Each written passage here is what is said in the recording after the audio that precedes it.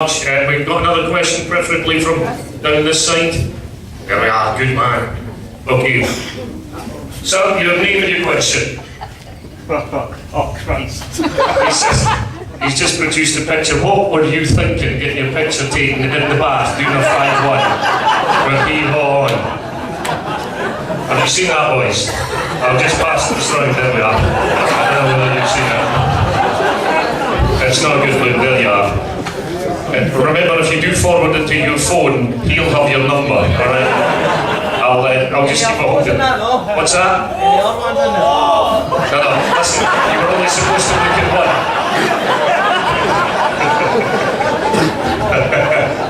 He's got very discreetly placed 5-1 there, just as well. While they're having a wee look at that, have we any other questions here? I was going to ask a question, Scott. Oh, you weren't going to ask a question, right? Okay, I just thought you would drop Jamie in it. Right, go for it. Hi there, my name's John. Last year when we were here, Craig Beattie said he was going to score against Celtic in the semi-final, and he did. And we were told to beat the Hibs 5-1.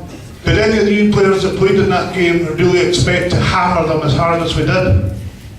I'll start with Darren Barr, who scored the goal, who I believe your family had you backed as the first goal scorer.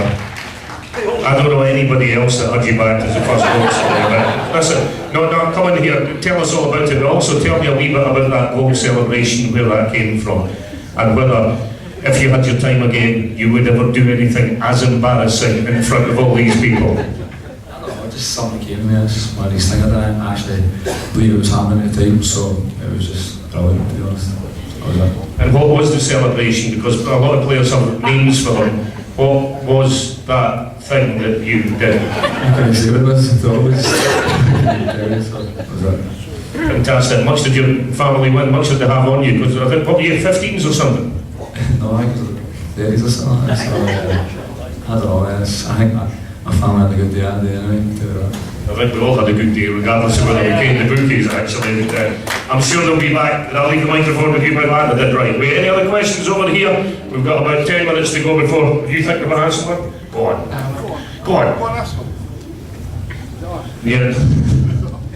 Hi, my name is Martin. Jamie McDonald, what did you think when Hibs actually scored?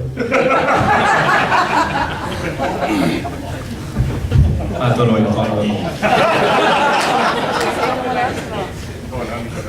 Honestly, I didn't actually know it was at any time, to be honest. I was facing the other way, clutching fresh air, so after seeing it, it's well over, but we'll take it, especially against them. Absolutely. Let me ask a question that gets asked a lot, although usually in private. Skipper, I'm going to ask you, was there any discussion in the dressing room at half-time because you knew that they were a poor side and that Hearts could go up and score more goals? Was there a discussion that if you get to 5, you then stop?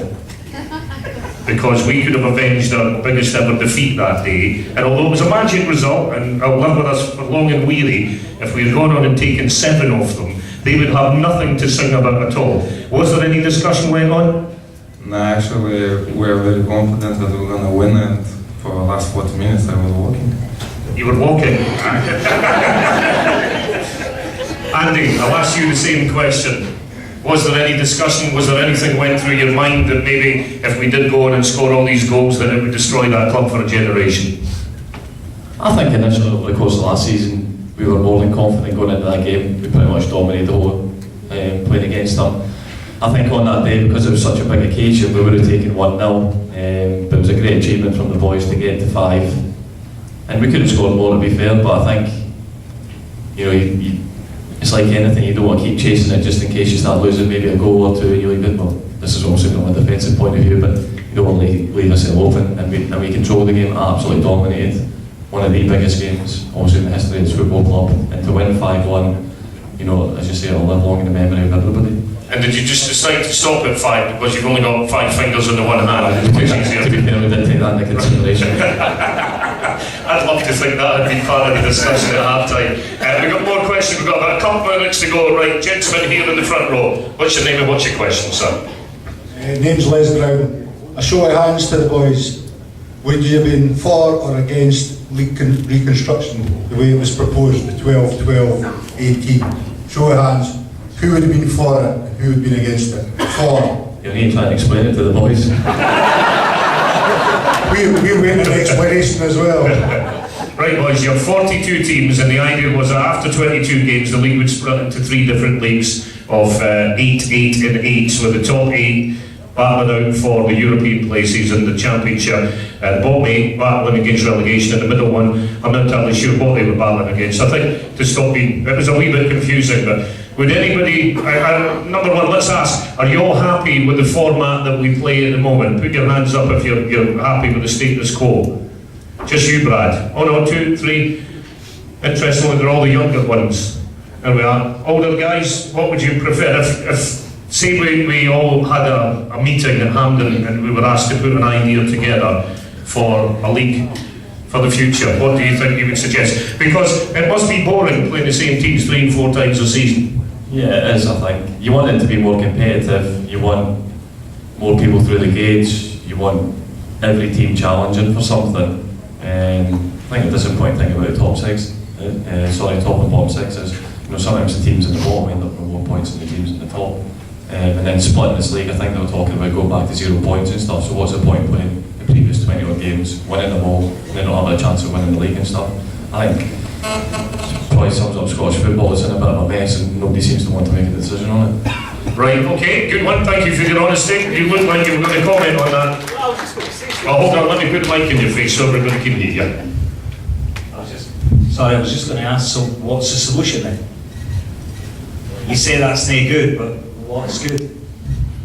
Right, that's a $64,000 question. Anybody, it's kind of leading on to what I just asked. Well, it's the senior guys, isn't it? The senior guys have been there, done it, so what do you guys think is the right way forward? John Sutton.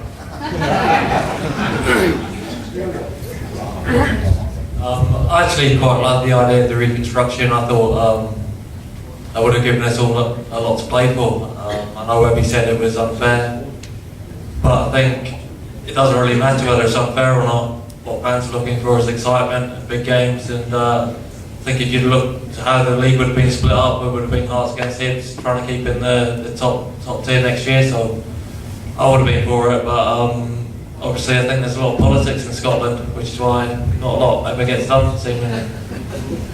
Nice one, John. Anybody else got a point they'd like to make on reconstruction or the lack of it? Right, I'll move on then, because we've only got one more question